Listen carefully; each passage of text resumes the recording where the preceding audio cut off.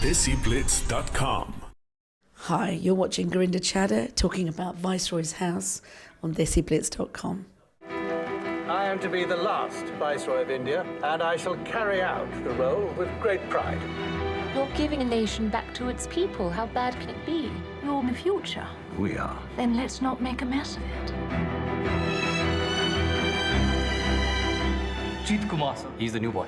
We have something in common. I think it's a necessary story to tell because nobody knows about partition, and what little some people do is not really the facts as I see them. People in Britain, people in India, people in Pakistan, no one really wants to talk about it because it was such a tragic event in our history. But I'm, with Viceroy's House, able to uncover a whole different set of reasons compared to the ones we've always been told about why partition happened. So I think that when you see the film, I think you'll be quite shocked and amazed at what actually happened in those last days of the British Raj. You dance with your own kind. My own kind. Have some respect. New nations are rarely born in peace. It's got to be a clean cut. It's a bloody axe. My family, my ancestral home, was from Jhelum and Rawalpindi, the foothills of the Himalayas, which is now Pakistan. So growing up, I never really had an ancestral homeland as such. My homeland was now a new country called Pakistan.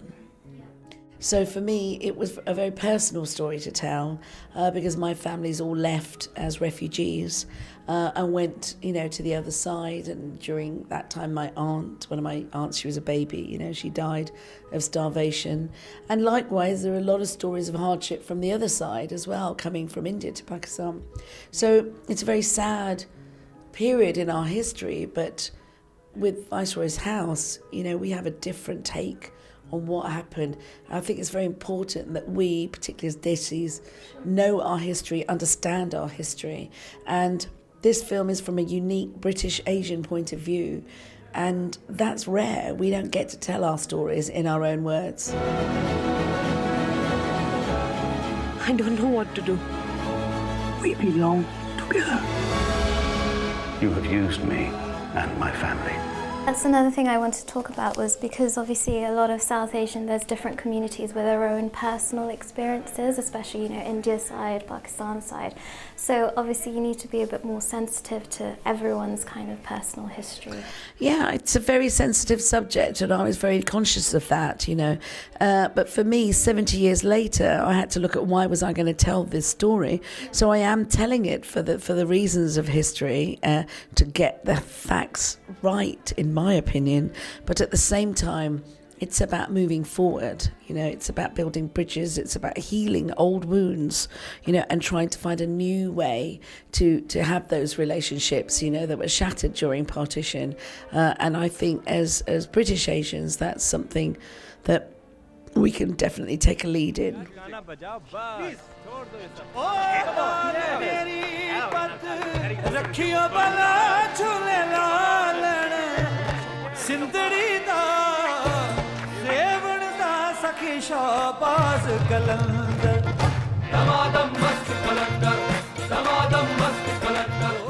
Well, obviously as a female director, for me, women are always extremely three-dimensional, my female characters, and they're always as important as the men. And Edwina Mountbatten is a critical role, but also Alia, So I think that, as a female director, obviously I go the extra, to make sure my female characters, are complex and ultimately empowering. What made you choose and cast Hugh Bonneville and as Mountbatten, and obviously you've got Neeraj Kabi, Denzel Smith and Tanvir Ghani as, the leaders Gandhi, Jinnah and Nehru? Well, I think that Neeraj has played Gandhi before, and Tanvir, I think, looks very much like Nehru. Denzel is an amazing Jinnah. I think he's played him on stage too. And I think Hugh really resembled that kind of charming man that Mountbatten was, So the casting for me of them, but in fact the whole movie, really as people who really resembled these people sort of in real life, but also who knew a lot about them, because either they'd played them before or they'd just done a lot of research on this. I didn't want to villainize Jinnah. In Gandhi, that was made 35 years ago, he's sort of presented as a villain, and in other films he is, but I wanted to show him as a politician, a clever politician actually, you know, who went out to get what he wanted for his voters, you know, for his people. At the same time, I wanted to show that Mountbatten, you know, didn't really play the role that everyone thinks he played in the partitioning of India. He's often blamed for it, and I think he did do a lot of things wrong, but ultimately there were other powers at work here.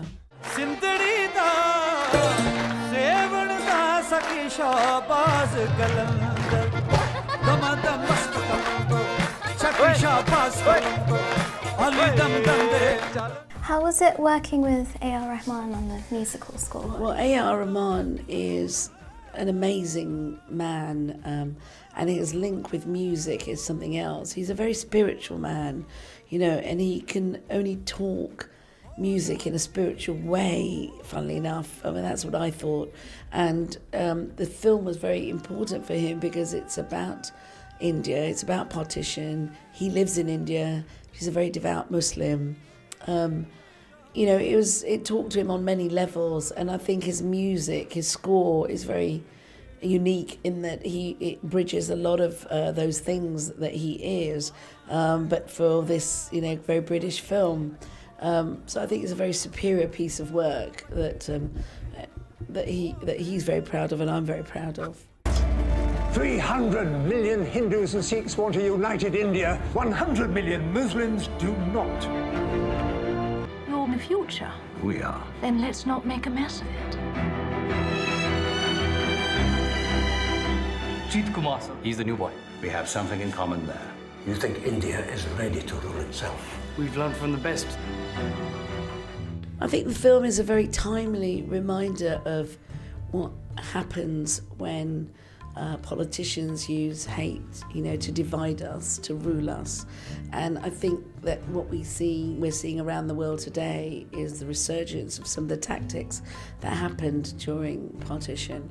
And I think it's very important that we stand up and be counted there and learn from history, because whenever a leader or politicians start using hate, the end result is destruction and violence and death, which ultimately, you know, doesn't do anybody any good. Post-colonial films, TV and literature, they talk about sort of the violence of partition in very graphic detail. So how did you want to portray it in the film? Well, I wanted to make a film that showed about the historical events, but I used a lot of archive footage. You know, I didn't want to reconstruct violent scenes. I used the archive footage because I found that very moving and very truthful. What message about partition do you want people to go away with after watching Viceroy's House? Well, I just want people to be aware of their history, to be aware that what we've been told hasn't necessarily been the correct version of history, and that here is a unique British Asian perspective, and it's not often that we get to tell our stories in our own words, and it's very important to me, you know, that the Asian community in particular come out and support me here and support this film, because there's nobody else, you know, making these films in this country, and I've stuck my neck out on a line here to make a big film about us as British Asians, and unless the British Asian community come out and show, you know, that they care, we're not going to have a British Asian cinema. The message will go out that people don't really care about seeing our stories on screen and don't really care about our history. So I can't stress how important it is that people do come out and support the film, not just for me in the film, but for any future people who want to make films about British Asians and want to follow this career. You know, it's difficult to make these films. It's difficult to stick your head out and say and fight to have our faces on screen. So I really feel now more than ever that I really need the support of every single person in the British Asian community to come out, bring their families, bring their grandparents who lived through this, bring their children who will learn about what their grandparents went through. It's an important film for us and our community, and I'm really counting on the support of the British Asian community for that.